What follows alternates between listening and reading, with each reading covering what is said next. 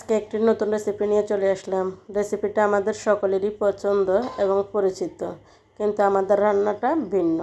তো চলুন আজকে কিভাবে রান্না করব সেটি আপনাদের সাথে শেয়ার করব। আসসালামু আলাইকুম এভরিওয়ান, সবাই কেমন আছেন? আলহামদুলিল্লাহ সবাই ভালো আছেন, সে সাথে আমি অনেক ভালো আছি।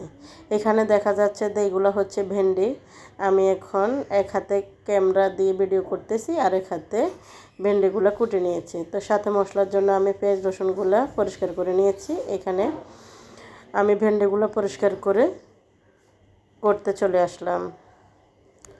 তো যাই হোক, পরিষ্কার করা শেষ। এখানে আমি মাছগুলা ভেজে নিব, তাই সব মশলাগুলো দিয়ে ভালোভাবে মিক্স করে নিচ্ছি।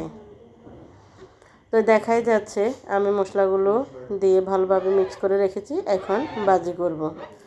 তো এখন ফ্রাই প্যানে এক একটা করে দিয়ে দিচ্ছি।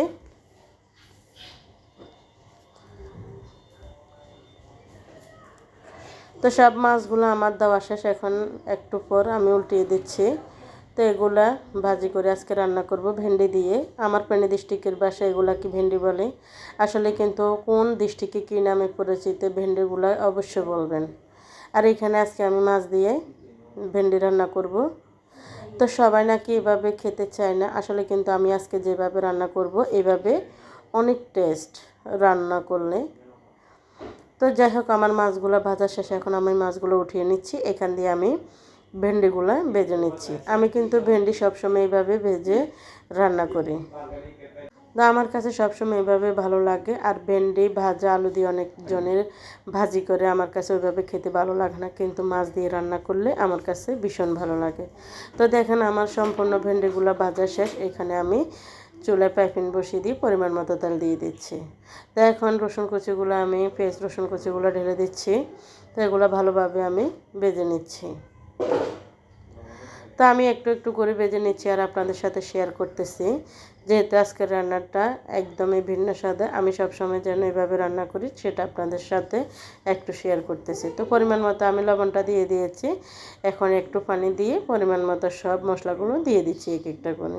তো দেখতেছেন হয়তো হলুদ মরিচ আর মশলা ছাড়া আমি আর কোনো কিছু অ্যাড করি না। এগুলো সব আমার নিজের হাতে তৈরি করা।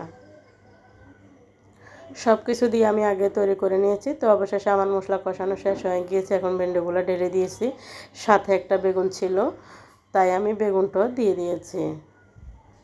তো অবশেষে আমি এখন মাছগুলো উপর দিয়ে ঢেলে দিব। তো এক একটা করে মাছগুলো আমি উপর দিয়ে বিছিয়ে দিচ্ছি আর পরিমাণ মতো একটু ঝোল দিয়ে আমি ঢাকনা দিয়ে ঢেকে দিব। তো আমি সবসময় এভাবে রান্না করি, আর এইভাবে রান্না করলে আমার বাচ্চারা বা আত্মীয় স্বজনে অনেক খেতে পছন্দ করে।